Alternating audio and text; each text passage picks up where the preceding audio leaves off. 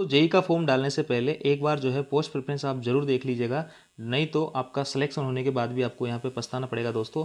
मैं ऐसा इसलिए कह रहा हूँ दोस्तों, क्योंकि ग्रुप डी के अंदर ये देखा गया था कि बच्चों ने जो है, उनको नॉलेज नहीं था, जब फॉर्म फिलअप कर रहे थे तो उन्होंने ऐसे ही जो है किसी पोस्ट को ऊपर कर दिया, किसी को नीचे कर दिया। तो वहाँ पे कई सारे दोस्तों ने ये गलती की कि ट्रैक मेंटेनर जिसको कि सबके नीचे डालना था, उसको उन्होंने सबसे ऊपर डाल दिया और उनके मार्क्स जो आ रहे थे वो बहुत अच्छे मार्क्स आ रहे थे।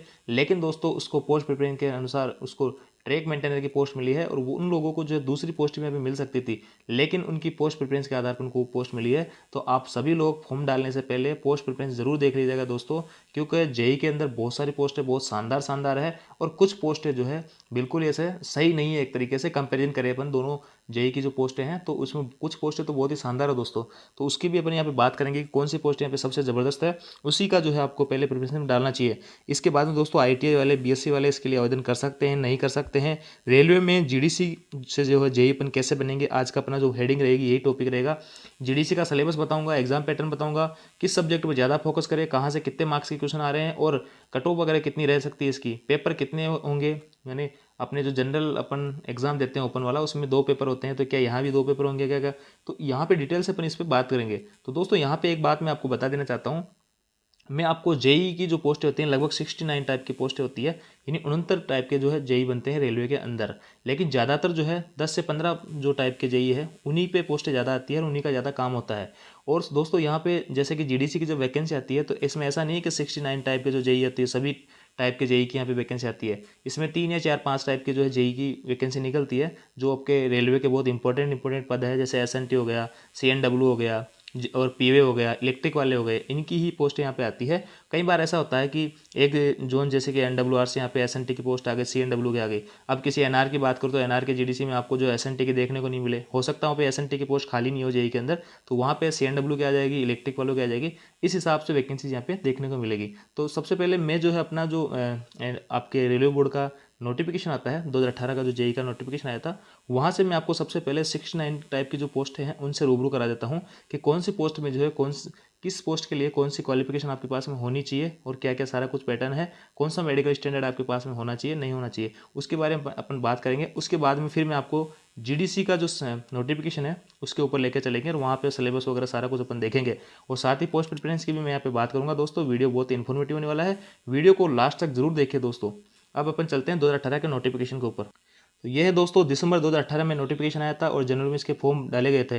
तो यहाँ पे बहुत सारे टाइप के जेई होते हैं, अलग अलग ब्रांच होती है इनकी, जैसे आपके जो है आईटी हो गया, या फिर डीएमएस हो गया, सीएम हो गया, अलग अलग, और इनकी भी जो है बहुत सारी ब्रांचेज होती है दोस्तों। इनमें अलग अलग टाइप के जेई जो होते हैं वो होते हैं। इसमें अपन जो है सारा कुछ अपन देख लेंगे कि कौन सा जेई जो है किस के लिए कौन सी क्वालिफिकेशन चाहिए, सारा कुछ अपन इसमें देख लेते हैं। तो ये आगे हैं दोस्तों अपन टाइप ऑफ जेई के, जेई की जो पोस्ट होती है कितने टाइप की होती है, यहाँ पे अपन थोड़ा एक्सप्लोर करते हैं तो मैं आपको दिखा देता हूँ। यहाँ पे टोटल जो है 69 टाइप के जो है जेई यहाँ पे होते हैं। अब सभी के लिए जो है अलग अलग क्वालिफिकेशन होती है, कुछ के लिए कॉमन है दोस्तों, और कुछ कुछ के लिए यहाँ पे अलग होता है। इसमें सारा कुछ मेडिकल स्टैंडर्ड वगैरह सारे कुछ दिए हुए हैं सामने, तो वो भी अपन यहाँ पे एक बार देख लेते हैं। तो सबसे पहले ऊपर ही ऊपर जो है दोस्तों आपके इंजीनियरिंग डिपार्टमेंट के जेई जो है उनके बारे में है। तो इंजीनियरिंग डिपार्टमेंट में अगर आपको जेई बनना है, तो आपके पास में जो 1 से लेके 13 पोस्टें हैं, ये आप देख पा रहे होंगे 1 से 13 पोस्टें। इनके लिए आप जब भी आवेदन कर सकते हो जब आपके पास में 3 साल का डिप्लोमा हो, किसके अंदर, सिविल इंजीनियरिंग में। और बीएससी वाले जो दोस्त हैं उनके पास में उन्होंने अगर सिविल इंजीनियरिंग से बीएससी कर रखी है 3 साल वाली, तो वो भर सकते हैं। और एक combination of any sub stream of basic streams of civil engineering for from a recognised university या इंस्टीट्यूट। तो यार जिन्होंने बीटेक, दोस्तों अगर जिसके पास में 3 साल का ये जो है डिप्लोमा नहीं है, तो ये डिप्लोमा जिस फील्ड में मांगा गया है उस फील्ड का आपके पास में अगर बीटेक भी है, बीटेक और साथ ही जो है आप बीई और बीटेक दोनों है तो भी चलेगा, क्योंकि नीचे डाली हुई रिमार्क में ये देखिए यहाँ पे हायर क्वालिफिकेशन सच बीई और BTech are also acceptable in leave of 3 years diploma in engineering in the same discipline. यानी जिस फील्ड का, जिस स्ट्रीम का आपके पास में यहाँ पे डिप्लोमा मांगा जा रहा है 3 साल का, अगर आपके पास में डिप्लोमा नहीं है, आपने बीई और बीटेक कर रखी है उसी स्ट्रीम से, तो आप जो है इस फॉर्म को अप्लाई कर सकते हैं। तो ये अगर इंजीनियरिंग डिपार्टमेंट के अंदर आप ये इन सभी पोस्टों में 1 से 13 की जो पोस्टें हैं, अगर इनका फॉर्म डालना चाह रहे हो आप, तो ये आपके पास में होनी चाहिए। तो इसके अंदर दोस्तों आपका एक तो पीवे आता है जेई वाला, जो कि सबसे बहुत ही इंपॉर्टेंट एक तरह से पोस्ट है रेलवे की, और जूनियर इंजीनियर सिविल वाला जाता है, जेई वर्क्स वाला जाता है। इंजीनियरिंग डिपार्टमेंट की बातें हैं दोस्तों। तो ये इंजीनियरिंग डिपार्टमेंट के अंदर ये सभी पोस्ट जो है आप भर सकते हो। इसमें मेरे को जो सबसे बढ़िया पोस्ट लगती है वो जूनियर इंजीनियर वर्क्स वाले की जो है पोस्ट लगती है। इसमें आपको रेस्पेक्ट मिलेगी, पैसा मिलेगा, सारा कुछ है दोस्तों। इसमें सभी चीज़ें इसमें इस पोस्ट के अंदर है। बहुत ही दमदार पोस्ट है, बहुत शानदार पोस्ट है। डे में आपकी ड्यूटी रहती है, कोई नाइट ड्यूटी का झंझट नहीं है, कोई इतना झमेला नहीं है, कोई वर्कलोड बहुत ज़्यादा नहीं है।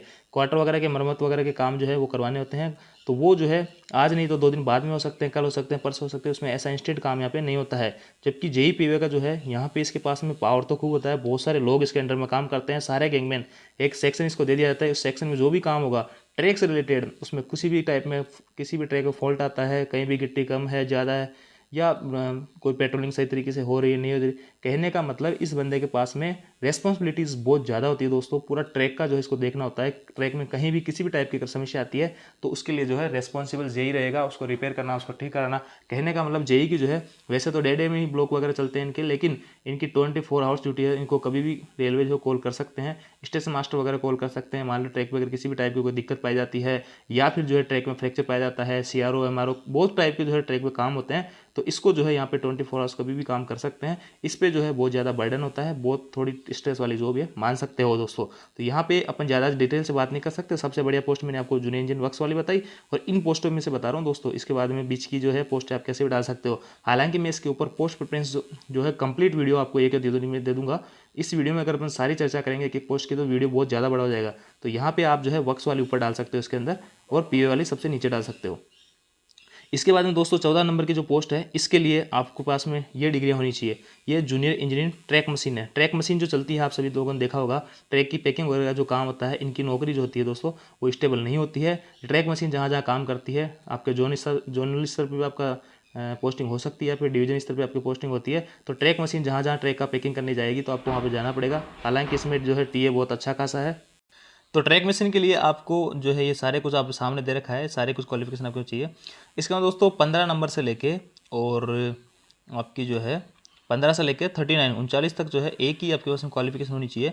तो आप जो है ये सारी कुछ जो मैकेनिकल डिपार्टमेंट की पोस्टें हैं, इनके लिए आप फिलअप कर सकते हो। तो देखिए इन मैकेनिकल डिपार्टमेंट वाली जो पोस्टें हैं, सबका मेडिकल स्टैंडर्ड यहाँ पे लगभग अलग अलग है। किसी का B1 है, किसी का C1 है, B2 है।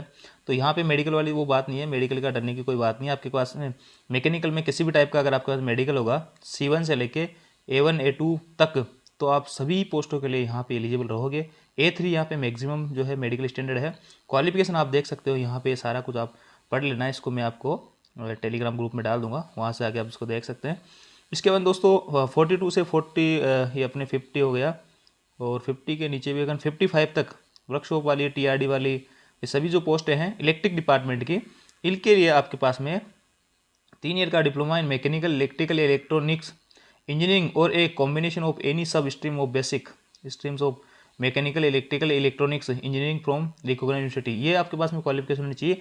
इलेक्ट्रिक वाले जो जेई होते हैं इनके लिए फॉर्म भरने के लिए दोस्तों, इलेक्ट्रिक का जो जेई होता है, ये जनरल डिपार्टमेंट वाला जो जेई होता है, ये बहुत ही शानदार जो पोस्ट होती है, वर्कशॉप वाली अच्छी पोस्ट होती है इलेक्ट्रिक के अंदर। तो आप जो है यहाँ पे ये पोस्टें भर सकते हो। इसके बाद दोस्तों डिजाइन वाली, डिज़ाइन वगैरह ये जो आप देख रहे हो, डिज़ाइन इलेक्ट्रीशियन, ये भी पोस्टें बहुत अच्छी अच्छी है। तो यहाँ पे मैं अलग से एक इसका वीडियो बनाऊंगा कि कौन सी पोस्टें सबसे बेस्ट है।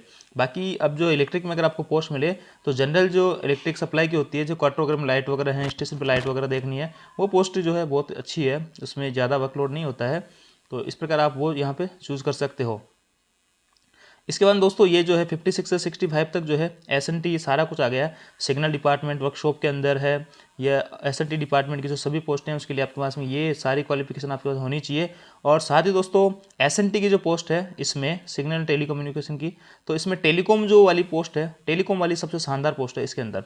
अगर SNT के अंदर मैं बात करूं सिग्नल एंड टेलीकॉम के अंदर, तो टेलीकॉम की जो पोस्ट हैं, टेलीकॉम में अगर आप जेई बनोगे तो वर्कलोड बिल्कुल न के बराबर है दोस्तों। क्योंकि टेलीकॉम का जो होता है, ये फ़ोन वगैरह से वायर वगैरह जोड़ना तोड़ना, सारा कुछ काम इनका रहता है। कहने का मतलब संचार सही रूप से व्यवस्थित है नहीं है, स्टेशनों पर एक दूसरे स्टेशन से बात हो रही है नहीं हो रही है, फ़ोन वगैरह अप टू डेट है नहीं है, ये सारा काम इनका टेलीकॉम वालों का रहता है। जबकि सिग्नल वालों का जो है काम, यहाँ पे थोड़ा आप सभी को पता है, सिग्नल का काम जो है सेंसिटिव होता है। गाड़ियाँ सिग्नल के ऊपर ही डिपेंडेंट होकर चलती है। सिग्नल ग्रीन मिलता है तो चलती है, रेड मिलता है तो कई बार सिग्नल में फॉल्ट हो जाता है। उसकी वजह से कई सारे एक्सीडेंट होने के जो है चांसेस होते हैं। साथ ही दोस्तों इस जो डिपार्टमेंट में सिग्नल डिपार्टमेंट में ज़्यादा निगरानी रहती है और इनका जो फेलियर होते हैं आए दिन छोटे मोटे फेलियर यहाँ पे होते रहते हैं सिग्नल डिपार्टमेंट के। तो थोड़ा सा इसमें आपकी भागदौड़ वाली जॉब रहेगी ऐसे सिग्नल वाली। बाकी टेलीकॉम में जो है आपको शानदार आपकी पोस्ट यहाँ पे रहने वाली है। ये स्टोर में अगर आपको पोस्ट लगनी है तो स्टोर के लिए आपके पास में ये क्वालिफिकेशन होनी चाहिए और अकाउंट्स में आपको जाना तो ये सारी कुछ क्वालिफिकेशन चाहिए। यहाँ पे बीएससी अगर आपने कंप्यूटर साइंस से कर रखी है तो भी आप जो है यहाँ पे जूनियर इंजीनियर बनने के लिए इंफॉर्मेशन टेक्नोलॉजी में आईटी में आप जो है यहाँ पे एलिजिबल हो तो बीएससी वाले यहाँ पे फॉर्म डाल सकते हैं और बीएससी कंप्यूटर साइंस से करने वाले। इसके बाद दोस्तों यहाँ पे ये जो है जूनियर प्रिंटिंग प्रेस वाले ये जो पोस्ट हैं बहुत ही कम नए के बराबर पोस्ट यहाँ पे निकलती है। ये भी पोस्ट खासकर ज़्यादा नहीं निकलती है। तो ये आपके 69 पोस्टों के बारे में अलग अलग क्वालिफिकेशन वगैरह यहाँ पे अपन ने बताई है। और यहाँ पे देखिए केमिकल एंड ये जो है इसमें बीएससी वाले फॉर्म डाल सकते हैं जिनके पास में बीएससी के अंदर केमिस्ट्री और फिजिक्स जो रही होगी और 45% जो है मार्क्स उनके आए होंगे तो वो लोग जो है इस पोस्ट के लिए एलिजिबल है। तो दोस्तों यहाँ पे अपन सीधा सीधा कह सकते हैं कि आईटीआई वाले जो लोग हैं इसमें से किसी भी पोस्ट पे अप्लाई नहीं कर सकते हैं। बीएससी वाले जो लोग हैं वो एक दो पोस्टों के लिए यहाँ पे नीचे अपने दे रखा था उनके लिए वो अप्लाई कर सकते हैं। तो बीएससी वालों के पास में ऑप्शन है जेई बनने के लिए, लेकिन आईटीआई वालों के पास में कोई ऑप्शन नहीं है, आईटीआई वाला जेई नहीं बन सकता दोस्तों। इसके बाद में यहाँ पे इसके बाद दोस्तों अपन जो है जीडीसी का फॉर्म जो आया था आपके WCR से 2022 में उसका नोटिफिकेशन मैं आपको दिखाता हूँ। यहाँ से जेई की कुछ पोस्टें आई थी और जेई की जो पोस्टें थी यहाँ पे 52 टोटल जेई की पोस्टें आई थी। और देखिए दोस्तों वहाँ पे अपन ने देखा था 69 टाइप की जो है जेई में पोस्टें होती है और इस WCR से ओनली 3 टाइप के जेई की जो है यहाँ पे पोस्ट निकली थी दोस्तों। तो इससे आप अंदाज़ा लगा सकते हो कि सभी टाइप की पोस्टें सभी जगह से नहीं निकलती है। कहीं से 5 टाइप की पोस्ट निकलेगी, कहीं से 10 टाइप की निकल जाएगी, कहीं से 4 टाइप की निकल जाएगी। तो इसलिए मैंने आपको सभी पोस्टों के बारे में वहाँ पे कंप्लीटली बता दिया है किसके लिए क्या क्या क्वालिफिकेशन चाहिए। और ये मेडिकल स्टैंडर्ड आप देख पा रहे होंगे सामने A1 A2 ये जो भी मेडिकल स्टैंडर्ड है इनके ऊपर मैंने बहुत सारे वीडियोस वगैरह बना रखे हैं कि A3 मेडिकल स्टैंडर्ड में क्या क्या चेकअप होता है, B1 में क्या होता है, B2 में क्या होता है, तो वो जाके आप देख सकते हैं। तो ये आपकी बात हो जाती है यहाँ पे ये पोस्ट यहाँ पे आई थी। और इसके लिए अपन बात करते हैं सिलेबस वगैरह क्या कुछ रहेगा और अपने को कौन कौन सा पोस्ट यहाँ पे पढ़ना पड़ेगा, कौन कौन से सिलेबस में कौन से टॉपिक्स पे ज़्यादा ध्यान देना है। तो देखिए आरपी वाले और वो लोग इसमें भर्ती नहीं कर सकते। और साथ ही जो है दोस्तों यहाँ पे अगर आपका ट्रांसफ़र हो जाता है और आप जो है यहाँ पे रिजाइन दे देते हो किसी पोस्ट से, फिर जीडीसी का एग्ज़ाम आप इस जोन से जिस जोन में आप हो उस जोन से आप जो है एलिजिबल नहीं हो। मान लेते हैं ए जोन में आप हो और बी जोन में आप ट्रांसफर लेके चले जाते हो तो अब जो है आप ए जोन से जीडीसी का फॉर्म नहीं डाल सकते हो, आप बी से ही डाल सकते हो। साथ ही अगर ए में आप हो और यहाँ पे इस जोन में अगर जीडीसी वैकेंसी आ जाती है और आपने रिजाइन कर रखा है तो आप जो है उसके लिए अप्लाई नहीं कर सकते हो। इसके बाद दोस्तों आप ना आगे चलते हैं, थोड़ा सा इसको स्क्रॉल करते हैं तो यहाँ पे एज लिमिट आप देख लीजिएगा। जनरल वालों को जो है यहाँ पे 18 से 42 है, 3 साल का रिलेक्शन ओबीसी वाले को और SC ST वालों को 5 साल का। इसी प्रकार जो है आपके PWD कैंडिडेट होंगे या फिर जो है एक्स सर्विस होंगे उनके जो है अलग अलग टाइप की जो है यहाँ पे एज रिलेक्सेशन यहाँ पे दे दिए जाते हैं। इसके बाद दोस्तों अपन आगे बढ़ते हैं तो आगे अपन देख लेते हैं एजुकेशन क्वालिफिकेशन वगैरह सारा कुछ। एजुकेशन क्वालिफिकेशन तो मैंने आपको भी बताई दी है सारी कुछ। अब आ गए हैं दोस्तों अपन जो है जेई के जो एग्ज़ाम पैटर्न है उसके ऊपर। तो मैं आपको एक बात क्लियर कर देना चाहता हूँ कि जब आप आरआरबी के थ्रू जब जेई का एग्ज़ाम देते हो तो वहाँ पे प्री भी होता है और मेंस भी होता है। और दोस्तों यहाँ पे एक ही पेपर होगा, आपका 2 पेपर नहीं होंगे। जीडीसी के तहत अगर आप जेई बनते हो तो आपको एक ही पेपर देना है और उस पेपर में क्या कुछ आता है सारा कुछ देख लेते हैं। CBT होगा, कंप्यूटर बेस्ड जो है आपका टेस्ट होगा और 90 मिनट आपको मिलेंगे। 120 अगर आप PWD कैंडिडेट हो तो आपको 120 मिनट मिलेंगे।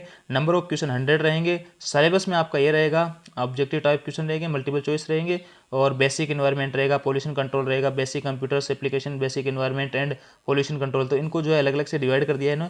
जनरल अवेयरनेस में आपकी ये पूछा जाएगा करंट अफेयर्स है, इंडियन जियोग्राफी, कल्चर, हिस्ट्री है, जनरल साइंस है, टेक्नोलॉजी डेवलपमेंट्स है। ये सारे कुछ टॉपिक जो है आपके जनरल अवेयरनेस में आ गए। इसके बाद में फिजिक्स और केमिस्ट्री आपके 10th स्टैंडर्ड के CBSE लेवल तक की आपके 10 ये फिजिक्स केमिस्ट्री रहेगी। बेसिक और कंप्यूटर एंड एप्लीकेशंस यानी ये जो टॉपिक है बेस कंप्यूटर का नॉलेज आपको होना चाहिए दोस्तों।